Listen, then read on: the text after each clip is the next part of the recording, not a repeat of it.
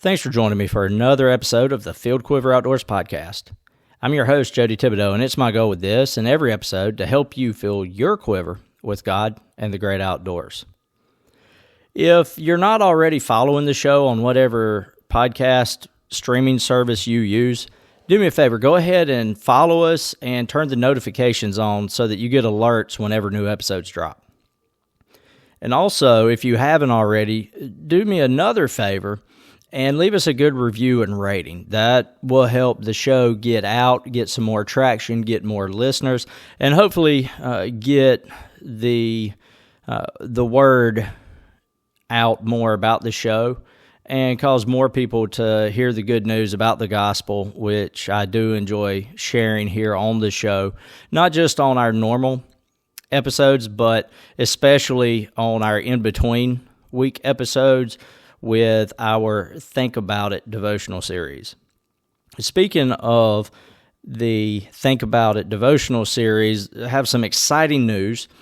We are planning a sportsman's banquet at my church. It's actually this coming weekend, August 24th, 2024. If you live in the Lawrence area, feel free to join us.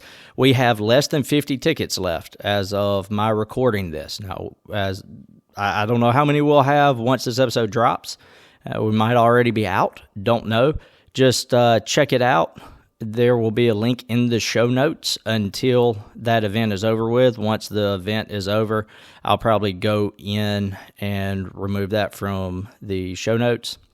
Who knows? I might leave it up because that's probably the same website that we'll use for the future sportsman's banquets at the church. But anyway, looping it back around, the reason I mentioned that is we will be giving away a Think About It devotional book, a little 7-day devotion book that I'm excited about, that each devotional in it has been written by either myself or guest of the show or our pastor at the church which I attend.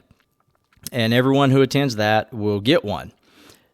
But don't worry, if you don't live in the Lawrence area or you're not able to attend the banquet to get a physical copy of this devotion book, they will be available on the website at fieldquiveroutdoors.com starting the week after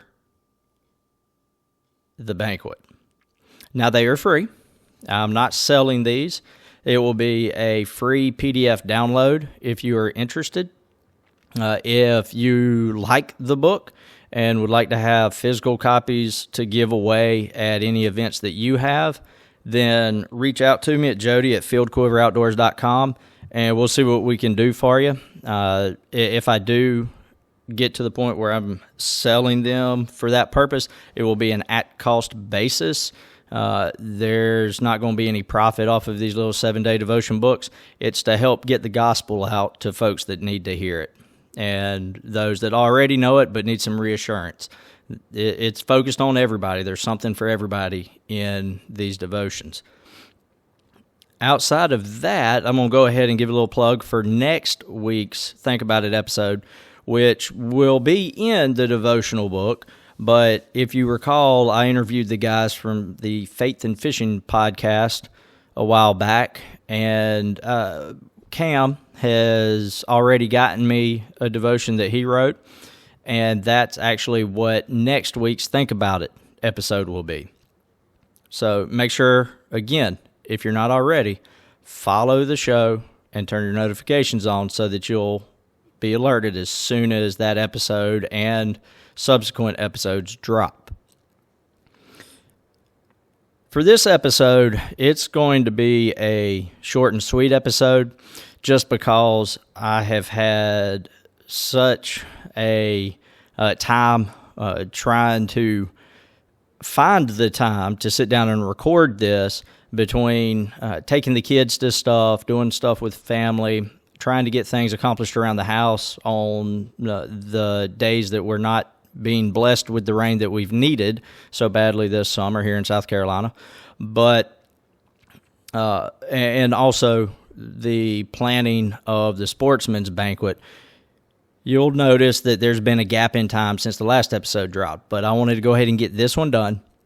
Hopefully, if things pan out, I will be able to talk with a couple of the kids and interview them like I wanted to for this episode to get their thoughts and input on the two events that I'm focusing on this episode. But again, this week is just a highlight episode of two events or activities, I guess you could say, that I've gone to with my family over the last few weeks. And also, the drop in the bucket is actually a suggestion based off of something that I did with my kids a few weeks ago as well. But just so you know where we're headed, let's go ahead and plot the course for this week's episode. This week, we will be focusing on the Camp McCall Alpha Camp, which I and my three boys attended a few weeks ago over a couple of day period, as well as this year's 80th Smokey Bear birthday party at Anaruby Falls in Georgia.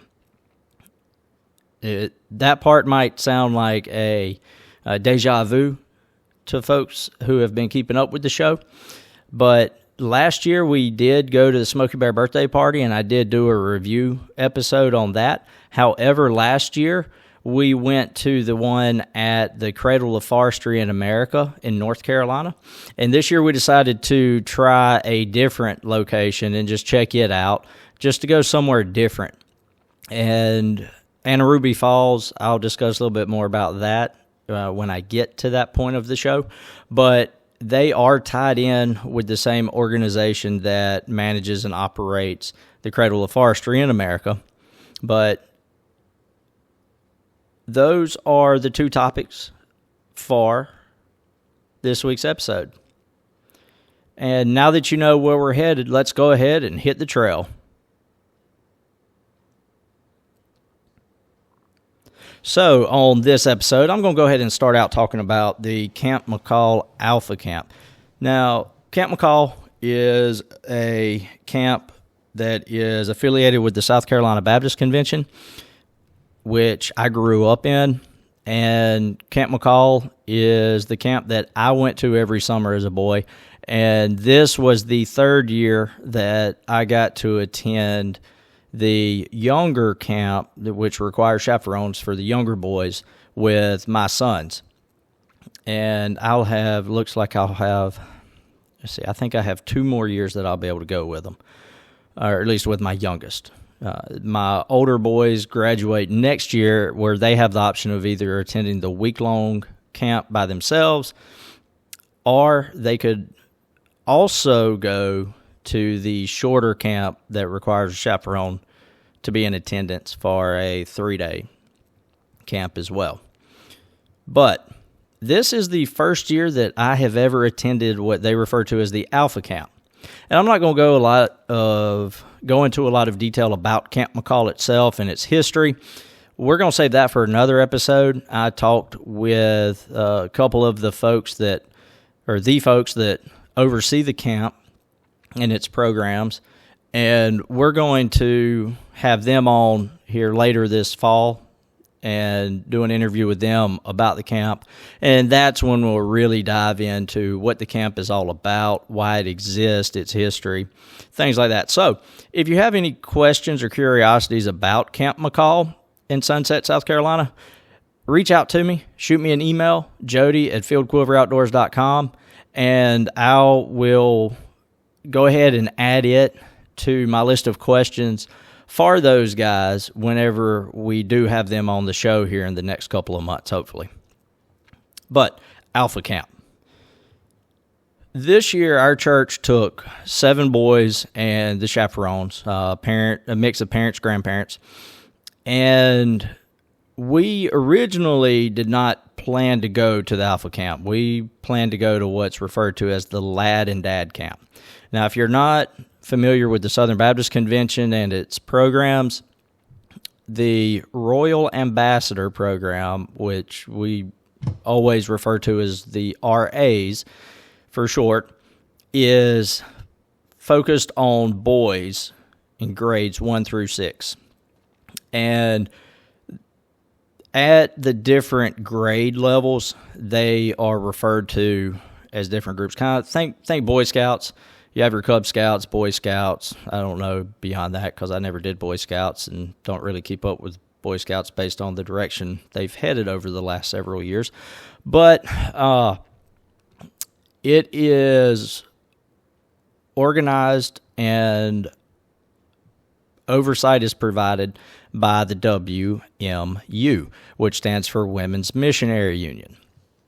RAs, along with GAs, which stands for Girls in Actions, which is the female counterpart, is focused on teaching kids about missions, the importance of missionaries, what missionaries do, how we can pray for missionaries, and how these kids can be missionaries at home, and how they could eventually, potentially, become missionaries themselves outside of their communities, if God so leads them to do that. But the RAs, I grew up in the RAs. I've recently started teaching the RA group at my church, but along with a couple of other guys, we share the responsibilities there. But just to give that little bit of background, it's broken down into lads, which is grades 1 through 3, and then your older group, grades 4, 5, and 6, are the Crusaders. And then they actually have a youth-aged option called Challengers, but we won't get into that. The Lad and Dad Camp is focused on, obviously, 1st through 3rd grade. They do allow folks that just finished 4th grade to attend one more year of that camp if they're not quite ready to go to the week-long camp by themselves yet, which is probably the case with some, but I think it's probably more of the mamas just don't want them going away from home by themselves for a whole week just yet. But if you're listening and you're a parent and that's your concern, don't be. They have a great group of guys up there that are counselors. They're young adults, teenage, in late teens, into early 20s, but they are probably far more mature than many adults that I know.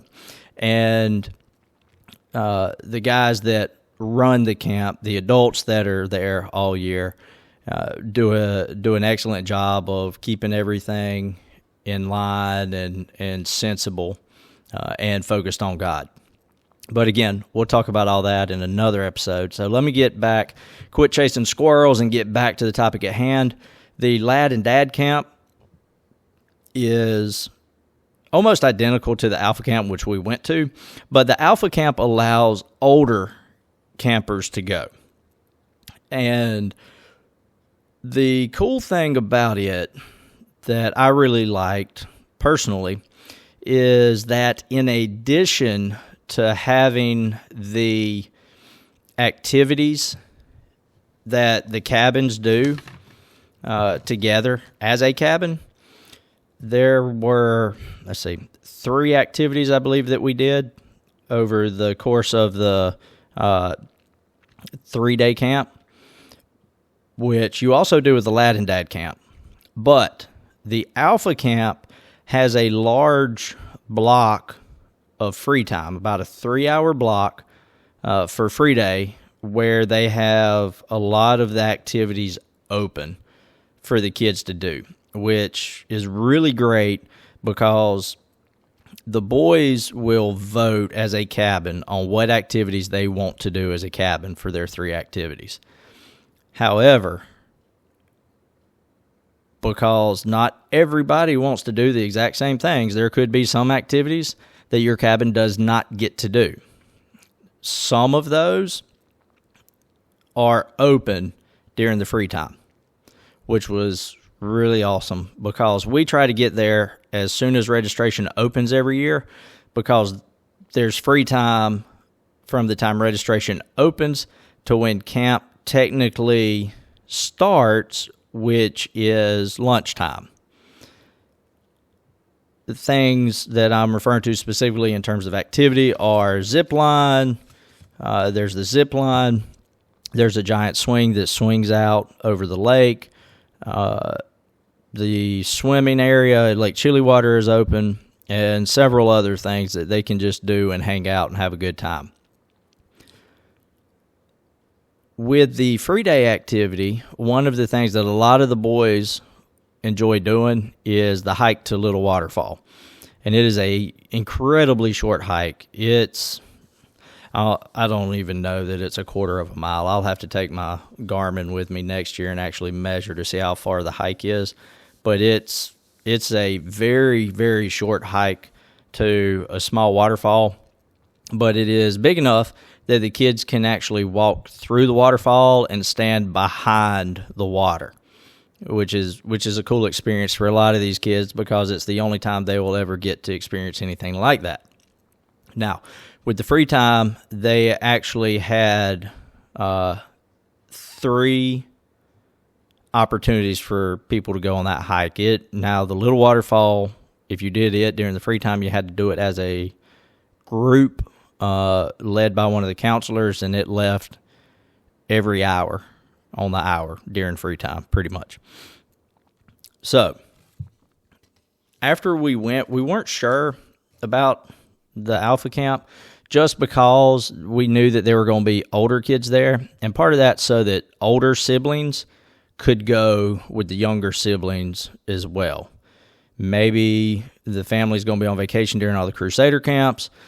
Well, whatever the reason is, it gives the families an opportunity to go to camp together. So they allowed campers all the way up through what would normally be Crusader age camp, whereas Lad and Dad camp is restricted to students from 1st through 4th grade and their chaperone. All the weeks that we wanted for Lad camp did not have enough spots for the amount of people we were taking, so we ended up going to Alpha camp, and thankfully we did. I think everybody was pretty much on the same page about preferring Alpha camp that had gone to the Lad and Dad camp before, at least all the adults, in terms of that free time was a really big thing for us, or at least for me. And talking to a couple of them, it seemed to be a big selling factor to them as well.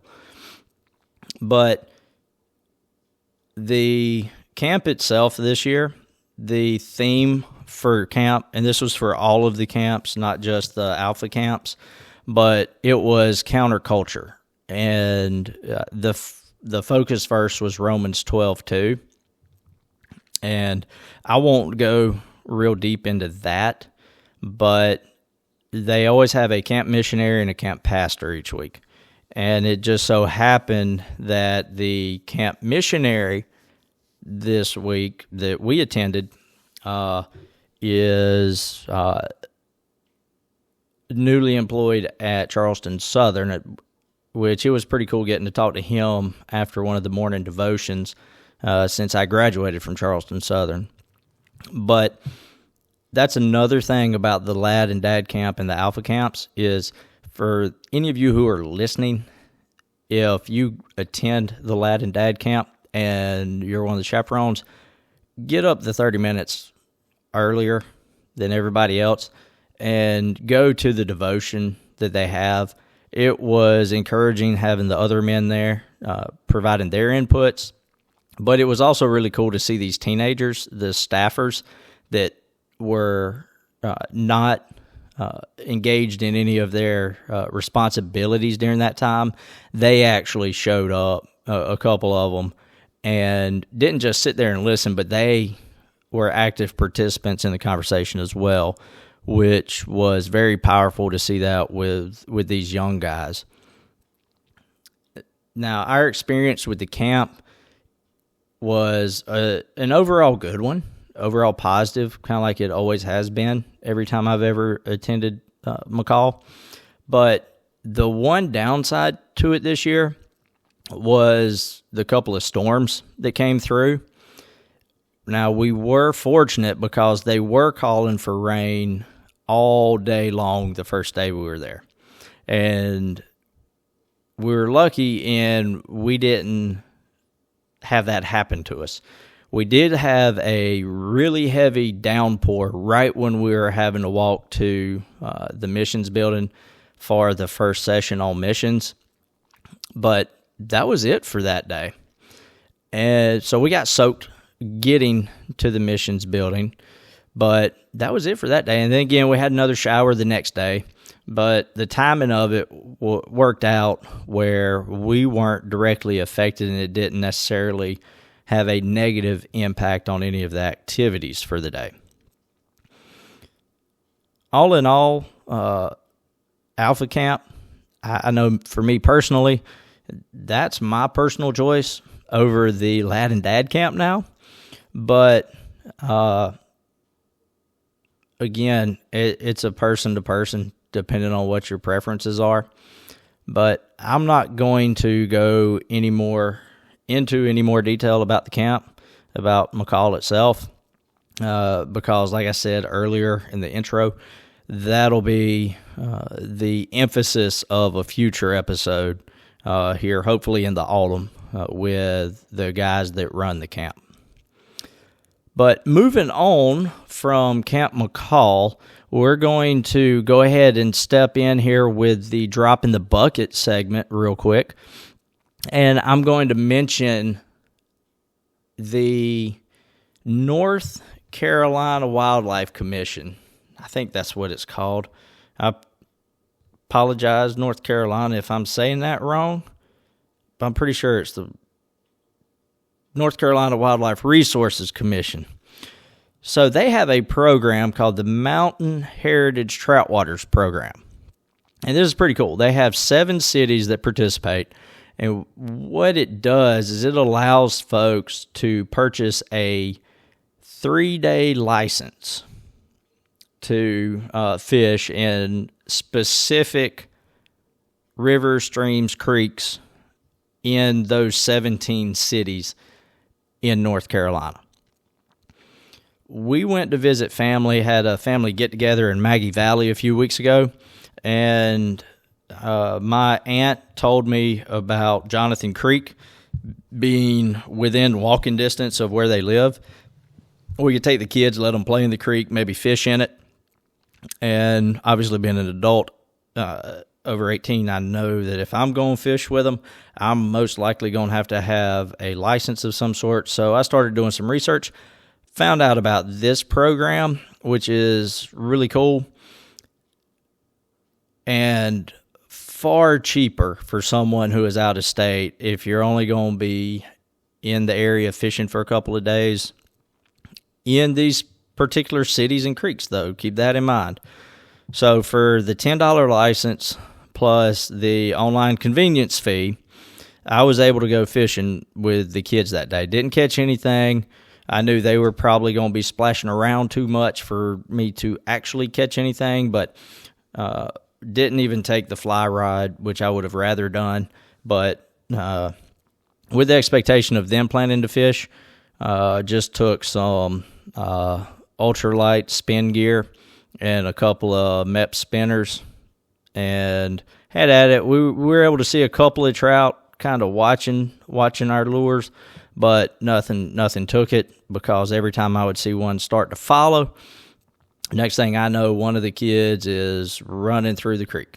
But, so, if you're looking for a suggestion for your bucket list and you're going to be traveling to the mountains of North Carolina anytime, check out this program. It might be something that's of interest to you.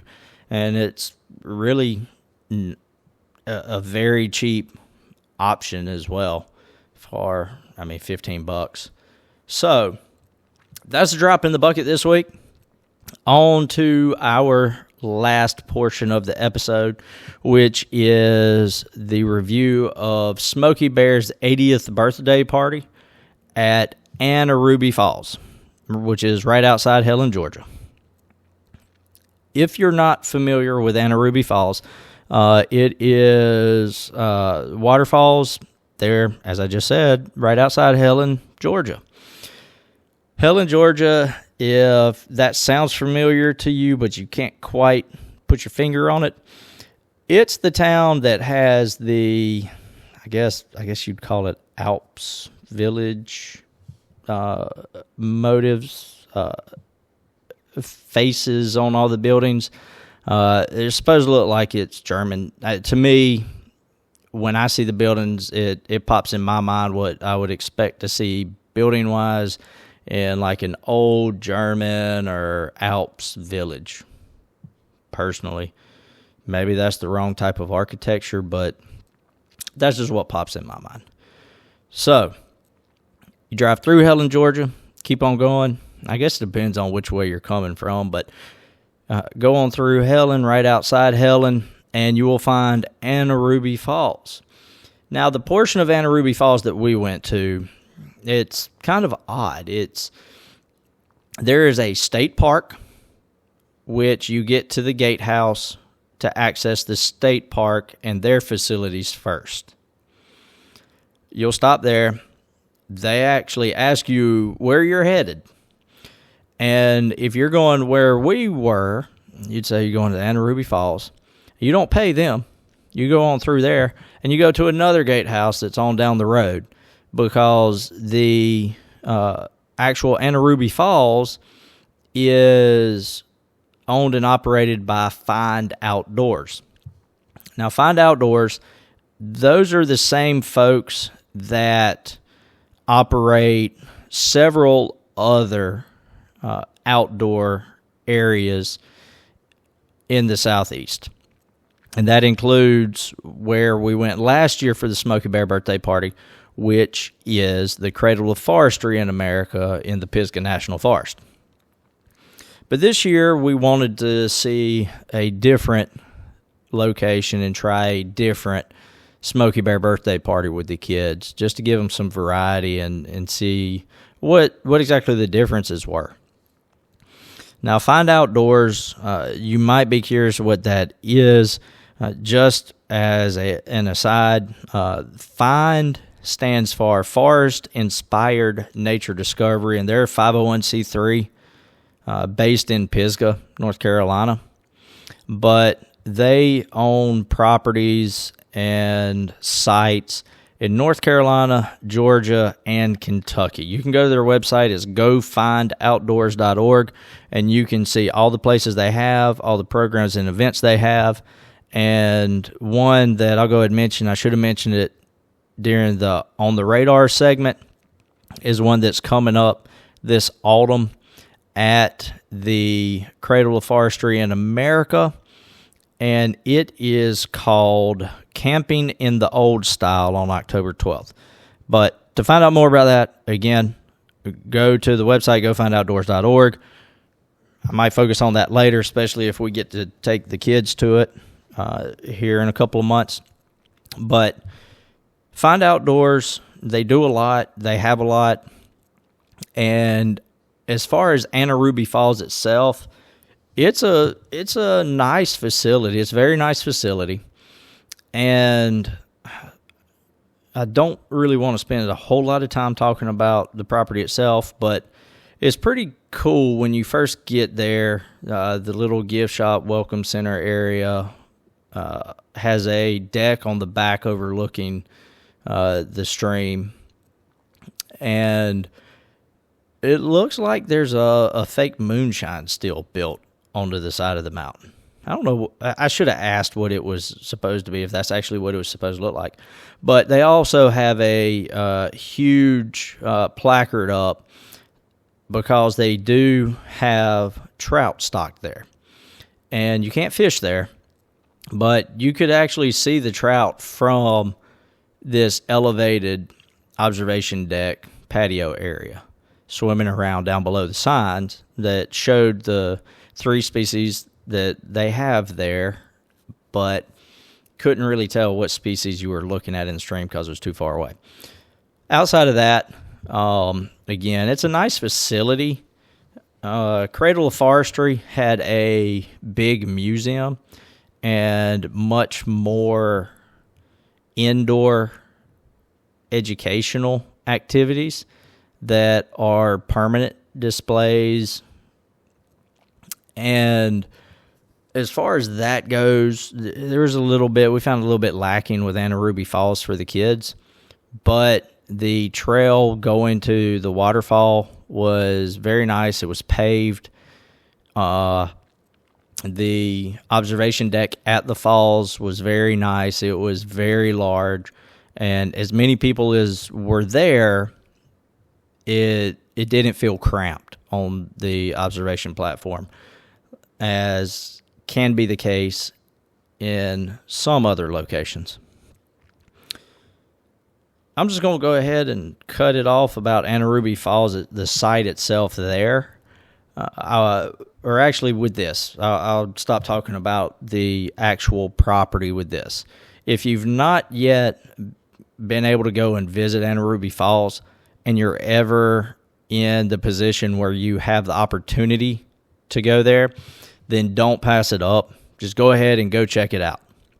So if you have a little girl and you're looking for an excuse to go to Anaruby Falls, and you can't talk your wife into it, convince your little girls that you need to go to the Cabbage Patch Doll Hospital, because it's not that far of a drive from the Cabbage Patch Doll Hospital on to the Anaruby Falls site.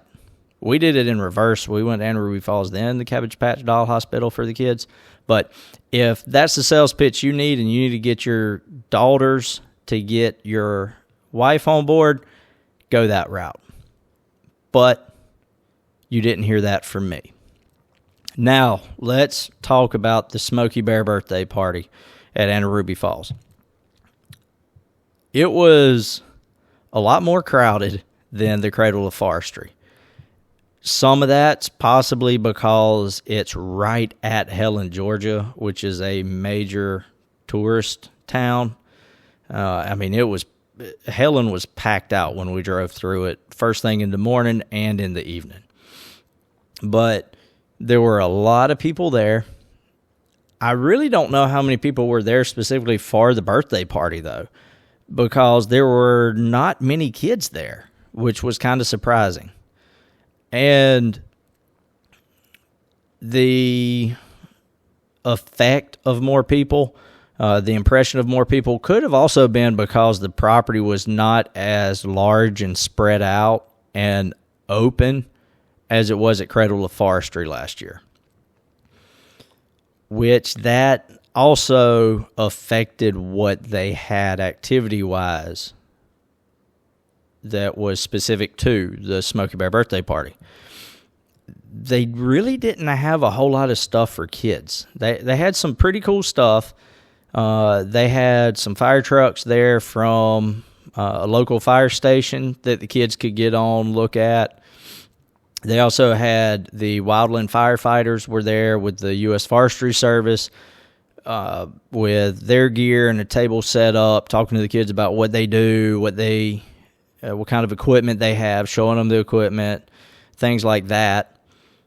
And there was a local guy there that had brought some wagons, like little kid wagons and pedal cars that he had turned into hot rod looking pedal cars and wagons that the kids could kind of ride around the observation deck a little bit. Then naturally the Forest Service and Find Outdoors were there. And there was another individual there with a group out of Georgia. And he was with Bearwise. And he had flyers. It was bearwise.org. You can check them out. There was also some pamphlets he had for Appalachia, Georgia, Friends of the Bears that he's affiliated with. And go check them out. Also, I'll try to remember to put some show notes. And I will probably actually try and reach out to him about having him on the show at some point if he'd be interested. But he had a really cool little mini presentation for the kids, talking to them about bears and the importance of how to protect yourself from the bears in ways that wouldn't endanger the bears either or yourself.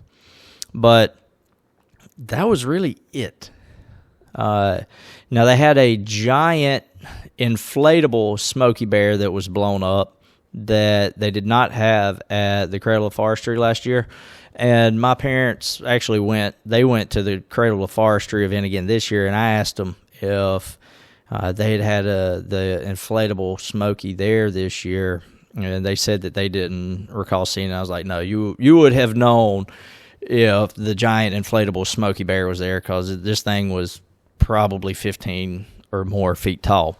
But they did do a birthday cake for Smokey, sang him happy birthday, and then had the opportunity for folks to take pictures with somebody wearing the Smokey Bear costume. And they also read the story about Smokey, which, if you listen to my episode from last year, I've done some research into Smokey the Bear. I would encourage you to do the same. I'm not just blowing smoke at you, no pun intended, but some of the stories that are put out are not factual, or not completely factual about Smokey Bear. They'll leave bits and pieces out to make it a better story that sounds better and sells better. But, I mean, what do you expect? Outside of that, again, I will say that just in general, we'll probably go to the Cradle of Forestry one moving forward, unless there's another one somewhere else within a reasonable driving distance that we can find out about next year at a third site. Just because there was so much more activities for kids at the Cradle of Forestry event. A lot more games for them to do. There was bingo. They had some a campfire version of Pin the Tail on the Donkey. They actually let the kids play with, they let them use some of the water bladders that the fire service, the wildland firefighters would use to try and put out fires. And they had targets set up for the kids to try and hit with those. But it wasn't a bad event. Don't misunderstand me. It was not a bad event. It was not poorly organized, I don't believe. It didn't appear to be anyway. It was just a lot less. And for whatever reason, I don't know. But for adults, that one would probably be better. For older kids, that one would definitely be better. But for my kids, with the oldest ones being 9 and my youngest being 4, they just couldn't keep their attention. The trail and the hikes right there were just not enough for my kids to keep entertained once they'd done it. Older kids would probably get more into the hikes, be able to do more of the trails that they had. But again, I'm not trying to speak ill of the event or the Anna Ruby Falls site, because we did enjoy it. The kids did enjoy everything about it. It's just one of those things. If your kids are wanting to be more engaged, more involved, and have more variety of things to do, then between the two, I would recommend Cradle of Forestry. If you could choose between the two, if you're within about the same driving distance of either, I would probably say Cradle of Forestry. But I am going to try and get the kids on here and ask their opinions of which they would rather go to and why. That way you can hear it from the horse's mouth. But if I'm not able to get them on here on this episode, then I'll let you know what they say on the next episode of the Field Quiver Outdoors podcast. Okay, so I was able to get a couple of the boys on here. First up, we've got Jackson. And Jackson, let's talk about Camp McCall first. You have been to Lad and Dad Camp twice. This was the first year you went to Alpha Camp. Yeah, you know how we had that big, really the only difference was, you know how we had that big, like 3 hours of free time, you could do whatever you wanted? Yeah. Okay, that's really the main difference. That and that older kids were able to go. But as far as camp, what was your favorite thing about camp this year? Being able to take the swim test.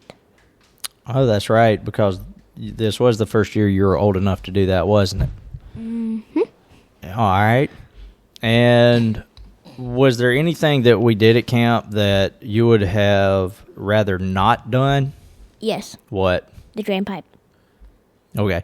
Drain pipe, since I didn't talk about that earlier, is the big water slide they have. Why did you not like the drain pipe? It goes straight down, and I did not like the front flip. You didn't do no front flip? I did not cross the water. Oh. That's just because you came out wrong. You had your feet pointed wrong. It flipped you. How? I don't know, but we'll figure it out. We'll look up some sciencey stuff to explain it. How about that? Okay. So, all right. So that was Alpha Camp. Do you want, now next year you will be old enough to go to Crusader Camp by yourself for a whole week. Would you rather go to Crusader Camp for a whole week by yourself or go back to the thing with me? It depends who all is going to Crusader Camp. Oh, okay. So you'd want to go with some friends? Yes. Okay. Cool. Well, before we swap out headphones and microphones and talk to Liam, let's go ahead and talk about Smokey Bear's birthday party. So we went a different place this year. We went to the place that has the waterfall. Did you like that better than the one last year at Cradle of Forestry? Which one would you rather go to? The North Carolina one. Okay, and why?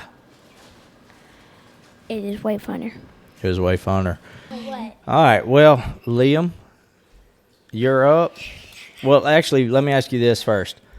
What was your favorite thing about the one that we went to this year? What did you like about it? The little cars. The little cars that they had, the little pedal cars you could drive on? Yes. Okay. All right, let's go ahead and swap out with Liam now. All right, and that was Jackson. Now we've got Liam. So, Liam, let's back up to Camp McCall with Alpha Camp. What did you like the most about Alpha Camp this year? Well, if there's two things, go ahead and give me the two things. That's fine. Fall of Cobra and swim test. Okay, so a lot of folks that might be listening to this have no clue what Fall of Cobra is. What is Fall of Cobra? Dodgeball in the woods. Okay, so Fall of Cobra, and what was the other one you said again? Can I say one more thing about Fall of Cobra? Can I say? Yeah, just go ahead and say it. Okay. If grown-ups play against you, you're going to get smoked. Yeah, we toasted the kids in Fall of Cobra. Well, one round we won. Yeah, I think there was some cheating going on, probably. What? But anyway, so was there anything about Camp McCall that you didn't necessarily like or enjoy this year that you would have rather done different? Two again? Two things? All right, what are they? Walking all the way up to the church. Having to hike up to the top of the mountain to chapel every night? Yeah. Okay, what's the other thing? How late you have to go to bed and how early you have to wake up just to eat breakfast. Well, you're going to hate adulthood in that case. But anyway, so that was Liam on Alpha Camp at Camp McCall. So let's go ahead and move on to the Smokey Bear birthday party. Which one did you like better, the one this year or the one last year? Last year. Last year. Same reasons as Jackson? Or what was your reason for why you liked the one at Cradle of Forestry last year better? There are way more things to do. Way more stuff to do? Yeah. Okay, well, what did you like about the one this year? Pedal cars. The pedal cars. Okay. So there you have it, folks. Out of the mouths of babes, pedal cars are the big selling point. But again, that's it for this week's episode. Until next time, tight lines, steady aim, and smooth trails.